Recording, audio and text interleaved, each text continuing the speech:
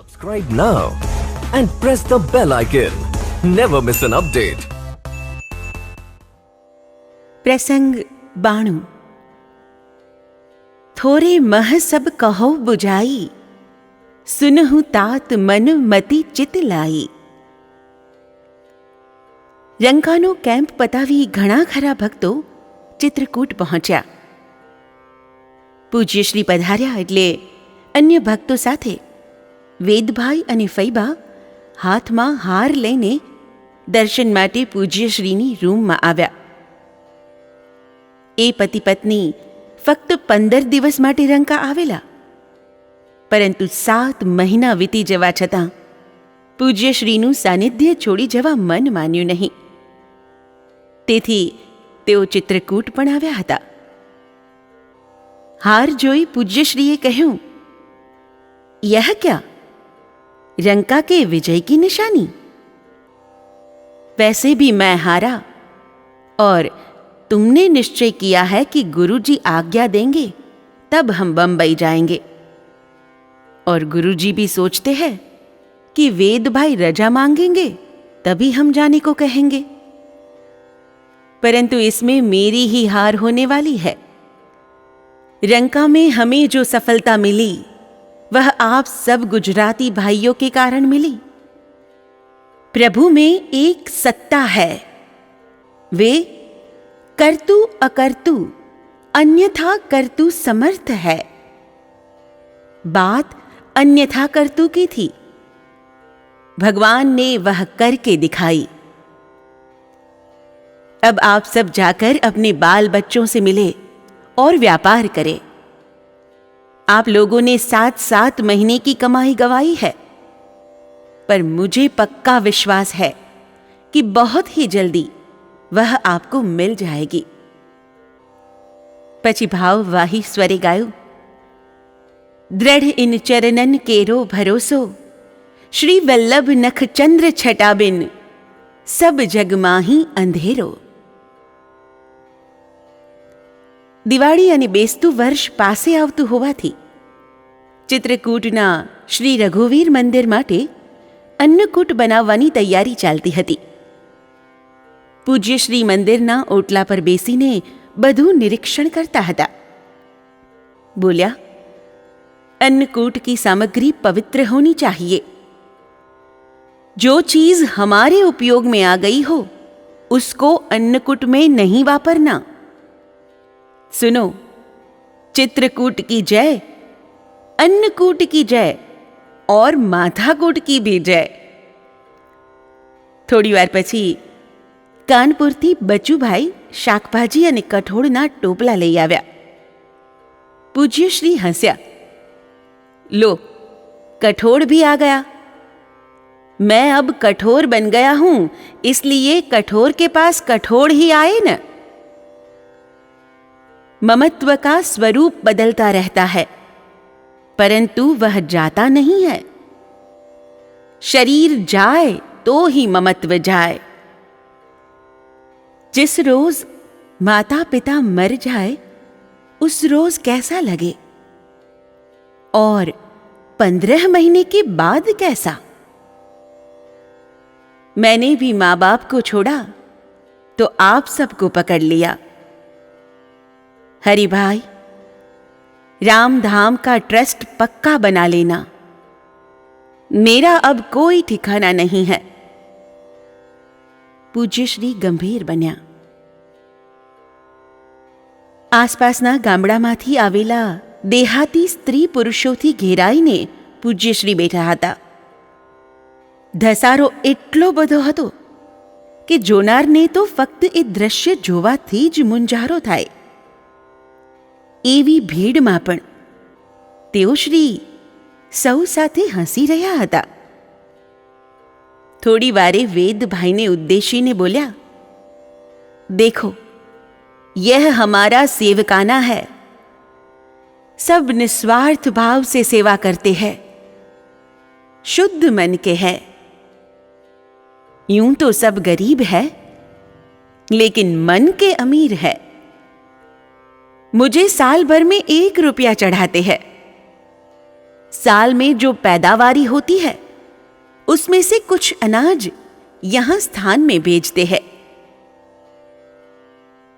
ब्रज बिसरत नहीं जात, मोसे व्रज बिसरत नहीं जात।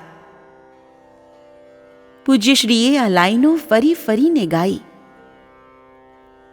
થોડીવાર પછી વાલીમાં સહકુટુંબ આવ્યા. એમણે આરતી કરીને નવું વસ્ત્ર ધરાવ્યું. પૂજ્યશ્રી બોલ્યા, વાલીમાં, नया कपड़ा दे रही हो? हाँ, लेकिन नया शरीर भी मिल जाए तो आनंद आ जाए. પછી ગાયું, कोई दिन याद करोगे हम तो रमते राम फकीर.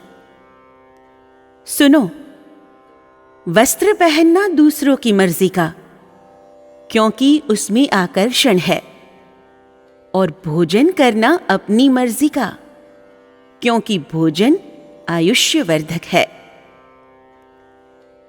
नूतन वर्षे अन्नकूट માટે આવેલી વાનગીઓ હવેલીમાં ગોઠવાય છે એક ક્રમમાં પૂજ્યશ્રીએ જ ગોઠવી. પછી ભોગ લગાવવામાં આવ્યો. એ પતતા રાત સુધી પંગતમાં ફરીને બધાયને આગ્રહપૂર્વક પીરસતા રહ્યા. જમવામાં ગરીબો, જેમણે કદી વાનગીઓ ચાખી પણ નહોતી, મુખ્ય હતા. अन्नकूट यादगार बनी गयो. पूज्यश्रीनी जन्म जयंती होवाथी समूह पूजन माटे कार्तक सुद चौथने दिवसे बधाई चौक में एकत्र थया. राम बाबाए पूजन विधि करावी. हरिभाई अने मां पूजन में बैठा.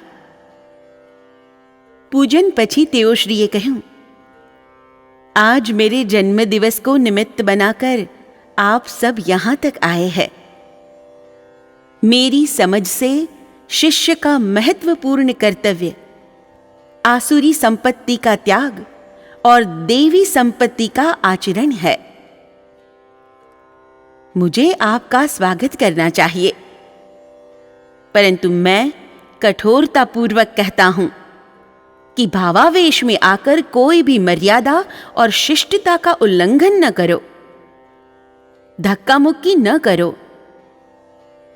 आप लोग ऐसा कभी न सोचे कि गुरु के सानिध्य में बैठने से ही गुरु का हम पर ध्यान जाएगा. गुरु तो कछुआ जैसे होते हैं. पानी में रहकर भी कछुआ रेती में पड़े अंडे पर दृष्टि केंद्रित करता है. सिर्फ इसी उष्णता से ही अंडे में से बच्चा पैदा होता है.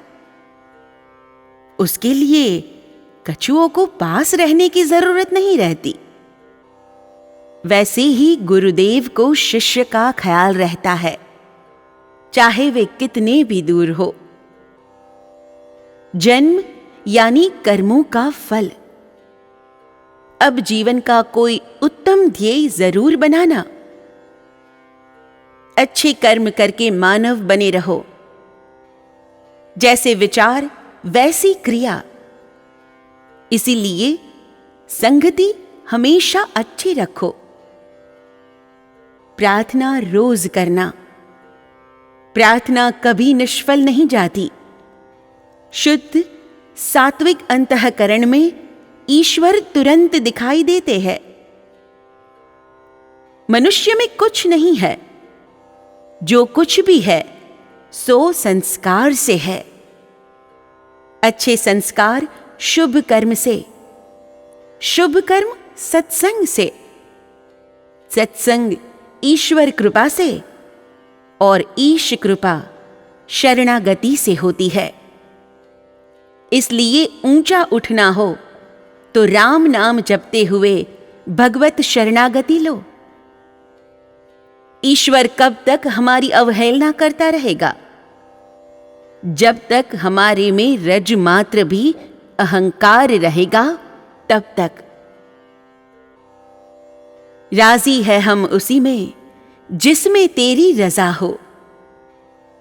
ऐसा संकल्प पक्का कर लिया तो अपने आप प्रेरणा मिलती रहेगी. विकास होगा और बराबर अनुभव होता रहेगा कि कोई अदृश्य शक्ति हमें अपनी ओर खींच रही है। जन्मदिन के उपलक्ष्य में भगवद शरण होकर अंतःकरण पूर्वक सब यही प्रार्थना करो कि अपना राष्ट्र और अपनी संस्कृति बनी रहे। देश की परिस्थिति आज इतनी विकट बन गई है कि उसकी रक्षा के लिए राम नाम जपना ही एकमात्र मार्ग रह गया है। भारतीय संस्कृति बनी रहे, उसके लिए हम सबको भगीरथ प्रयत्न करना होगा। રામદાસ જી નામના મહાત્મા દર્શનાર્થે આવ્યા. એમના ગયા પછી પૂજ્યશ્રીએ दुबले हो गए, चित्रकूट का स्थान छोड़कर चले गए थे। यहां का साधु कहीं भी जाए यहीं वापस आता है, क्योंकि यहां पर निर्द्वंद्वता है। यहां 30-35 ऐसे साधु हैं जो कहीं नहीं जाते, कभी किसी से कुछ नहीं मांगते, जो मिलता है खा लेते हैं। उन्हीं का ध्यान हमें रखना है। ममत्व की मूल वृत्ति आशा और तृष्णाओं में है। ममत्व से प्रेरित होकर मनुष्य प्रवृत्ति करता है। ममत्व में जो सत्ता है वह हमें प्रवृत्ति करने को बाध्य करती है। नेति, धोती, बस्ती आदि क्रियाएं तो शरीर को स्वस्थ रखने का साधन मात्र है। योग के लिए पहले तो तीव्र जिज्ञासा चाहिए। जिज्ञासा के बाद पात्रता होनी चाहिए। साधन पात्रानुकूल बताया जाता है। इतना हो जाए, उसके बाद बताए हुए साधन में पूर्ण विश्वास पूर्वक जम जाना चाहिए। परंतु लोगों को कुछ भी करना नहीं है, सिर्फ गुरु कृपा से ही प्राप्त करना है। साधन पात्रता बिना नहीं बताया जाता। एक शब्द ऐसा है जिसका कोई रंग रूप नहीं है, किसी ने कभी उसे देखा तक नहीं है, उसकी सिर्फ प्रतीति होती है। वह है आबरू। मनुष्य उसके पीछे परेशान होता है और न जाने कितना दुख उठाता है। पर यदि आचार और व्यवहार शुद्ध रखोगे तो फिर आबरू की कोई फिक्र नहीं रह जाएगी।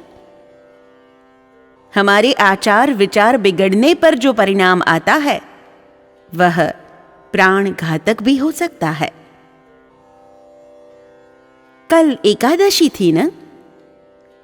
मैंने देखा सबकी पातल में कितनी मूंगफली जूठी छोड़ी हुई थी। कम से कम 8 आदमी भरपेट खा सकते थे। एक ग्रास भी निकम्मा न जाने दो। मैं बैठता कहीं हूं और काम कहीं करता हूं। हमें देश काल की परिस्थिति का भान होना चाहिए। बंगाल के दुष्काल में मैंने देखा था कि 1.5 सेर चावल के बदले में माता पिता अपनी उम्र लायक कन्या को बेच देते थे। बंगाल की ऐसी विषम परिस्थिति में हमने काम किया था। खरीदने वाले को 2.5 सेर चावल देकर उन लड़कियों को छुड़ाया था और फिर वापस उनके पिता के सुपुर्द कर दी थी। साधु को तो छोटे से छोटा काम भी करने को तैयार रहना चाहिए। जो छोटा काम करने को तैयार होता है वही भगवान की सेवा कर सकता है। यहां पर बड़े रसोयाजी महाराज करीब 40 वर्ष से रहते हैं। जब से आए हैं वे ही सबके लिए रसोई बनाते हैं। जिस दिन रसोई न बनाई हो उस रोज स्थान में भोजन नहीं करते हैं, भले स्थान में दूध पाक और मालपुआ बना हो। वे अपनी कुटिया में खिचड़ी बना लेते हैं। सच्चे साधु मुश्किल से मिल पाते हैं। असाधु जगह जगह पर मिल जाएंगे। एक सच्चे साधु के पीछे कई असाधु का भी पालन हो जाता है। साधु का तिलक आत्मगौरव का प्रतीक है। तिलक से यह स्पष्ट होता है कि यह मस्तक अब प्रभु के चरणों में अर्पित हो चुका है। शरीर सुख के लिए कभी यह न तो झुकेगा न ही बेचा जाएगा। मुझे वह साधु अच्छा लगता है जो राम का भजन और भगवान के लिए काम करता है। कोई भी एक साथ 24 घंटे तक भजन नहीं कर सकता है। भजन से जो समय शेष बचे उसे सेवा में लगाओ। काम और राम, ये दो चीजें शरीर में होना चाहिए। साधु को प्रमादी नहीं बनना चाहिए। जो प्रमादी हो उसको साधु कहलाने का अधिकार नहीं है। साधु बीमार हो तो अस्पताल में जाए और अच्छे हो तो स्थान में काम पर लग जाए। दो में से कुछ न करना हो वह आसन बांधकर चला जाए। भारतवर्ष में साधु लोग व्यर्थ बोझा है, ऐसा कहने का किसी को कारण क्यों देना? 100 काम छोड़कर भोजन करना, 1000 काम छोड़कर हरि भजन करना, परंतु परोपकार करने का वक्त आवे तब लाख कामों को छोड़कर भी पहले उसे करना। ત્યાર પછી શુક્લજી અને રમેશભાઈને કંઠી આપવા માટે આસન પર બિરાજ્યા, પરંતુ તરત ઊભા થતાં બોલ્યા, કંઠી बाद में दूंगा, अभी मुहूर्त अच्छा नहीं है। जरा देखो तो इस वक्त कौन सा चौघड़िया है? समय काળ चौघड़िયું बतावतो હતો। जब मेरे मन में विक्षेप आ जाता है तब उसके पीछे कोई न कोई कारण जरूर होता है।